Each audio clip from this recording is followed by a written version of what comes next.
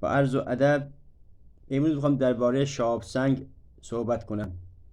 هم میهنان عزیز، هم وطنان عزیز، آگاه و هوشیار باشید. شهاب سنگ در ایران خرید فروش نداره. فعلا بازار شهاب سنگ خوابیده. یک عده در فضای مجازی در اینستاگرام خودشون را کارشناس شهاب سنگ میدانن، یا یه عده که الکی میگن که آنالیز میکنیم 3 میلیون 4 میلیون یا 10 میلیون میگیریم. اینا همش دروغه. حرف اونا را نخورید. با یه نگاه کردن نمیشه و شهاب سنگ را تشخیص داد. فقط تنها جایی که معتبر باشه مثل دانشگاه خوارزمی و دانشگاه دیگه که اعتبار دارن و قواعدشناس هستن، کارشناس های ماهر هستن. بنده 60-70% سنگر را میشناسم، هیچ وقت خود را استاد و کارشناس نمیدانم.